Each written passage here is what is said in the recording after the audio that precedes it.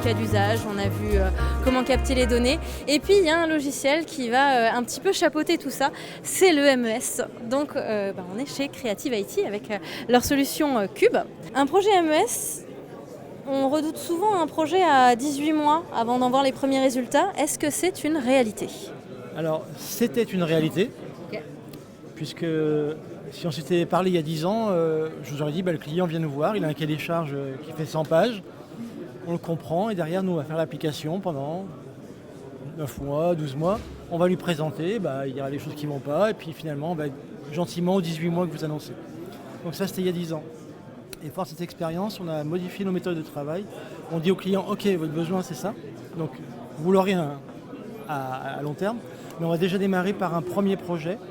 Donc on va séquencer, on va couper le projet pour faire des phases qui sont plus abordables pour le client, pour les équipes du client. D'accord ? Et donc un projet qui aurait duré 18 mois, peut-être qu'il va durer 36 mois, mais il sera réussi parce qu'on l'aura fait par étapes.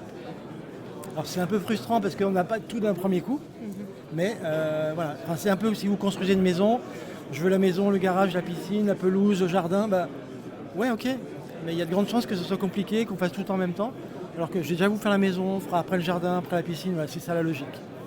Puis on a le temps de changer d'avis sur la couleur de la cuisine si on fait tout en même temps. Alors, on a le temps de changer la couleur de la cuisine et surtout on a le temps de prendre la température au niveau des équipes terrain. C'est-à-dire qu'on va leur livrer, tant que leur livrer un gros bloc en disant tu abandonnes tout ce que tu faisais, maintenant c'est comme ça, on va livrer par partie et eux vont réagir. Et peut-être que la roadmap qu'on avait imaginée, c'est pas celle qu'on va exécuter parce que le terrain nous aura dit des choses différentes. Parce que quand on est dans les salles de réunion, qu'on conçoit, entre nous, tout va bien. Puis quand on arrive sur le terrain, vous avez vu ce matin la conférence que vous avez animée sur l'IA, c'est un des retours. Faire des projets industriels sans avoir l'aval, l'assentiment du terrain, c'est compliqué. Ouais, c'est vrai partout, c'est sûr. Ouais. Alors, j'ai une question qui pique un petit peu, surtout pour nos amis industriels. Est-ce qu'il y a un indicateur qu'on vous demande tout le temps et qui en pratique ne sert pas à grand-chose ? Alors, l'indicateur qui est très à la mode depuis, on va dire, 5 ans, c'est ce qu'on appelle le TRS, le taux de rendement synthétique des lignes. C'est ce que l'on voit sur l'écran là. Alors, là, on est sur du temps réel, donc on ne voit plus une cadence qu'un TRS, mais c'est l'indicateur que tout le monde nous demande. Et qui est, là encore une fois, peut-être l'étape ultime, mais avant d'arriver à analyser le TRS, il faut analyser les causes d'arrêt, les causes de rebut, choses comme ça qui constituent le TRS, et c'est plutôt là-dessus qu'il faudrait que les clients se concentrent. Donc le TRS, oui, il sert, mais il sert plutôt quand on est, quand tout tourne bien, qu'on est à 12 mois, 18 mois après. Comment on place le MES dans toute la chaîne de décision et dans l'ensemble des outils disponibles pour les industriels aujourd'hui ? Alors, il y a quelques années, je suis un ancien donc je parle toujours avant, il y a 10 ans. Est-ce que c'était mieux avant ? Non, disons qu'il y a un organisme mondial qui s'appelle le MESA, qui est une association de normalisation des systèmes d'information industriels. Et eux, ils avaient fait un modèle en pyramide avec l'ERP tout en haut, dessous le MES, dessous les outils de supervision de SCADA et dessous les automatismes et les équipements. Donc un schéma pyramidal. L'ERP, c'est la gestion à l'ordre de la journée. Je reçois une commande. Le MES, c'est l'exécution à l'ordre de la dizaine de minutes. J'exécute l'OF, je le fais tourner.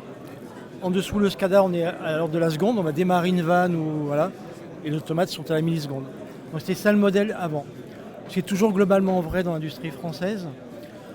Mais ce même MESA, aujourd'hui, essaie de déstructurer ça en disant en fait c'est plus aussi linéaire que ça parce que un ERP peut aussi faire un peu de suivi de production, un MES peut aussi. Bon, voilà. Mais globalement, c'est quand même ça qu'on retrouve dans les entreprises françaises. Un ERP de gestion dans les bureaux et un MES d'exécution dans l'atelier. Un dernier petit mot pour qu'ils aient envie de revenir vous voir tout à l'heure. Alors, je suis entouré d'une équipe jeune et dynamique qui a envie que d'une chose, c'est de faire des beaux projets chez les clients. Donc, on a aujourd'hui à peu près 200 clients qui sont équipés de notre solution. Ça fait à peu près 500 sites industriels, parce que certains ont plusieurs usines. Et on leur fait des solutions aux petits oignons avec une base de standard, c'est ce que vous voyez là, et une base de personnalisation pour aller vers En logistique, on parle du dernier kilomètre à livraison. Nous, c'est pareil, on est obligé d'adapter à l'ERP du client, à son automate, à sa règle de gestion qui est un peu particulière. Chez moi, c'est comme ça. Ok. Et donc, c'est ce qui fait notre succès, c'est cette base de standard et cette couche de custom que l'on rajoute.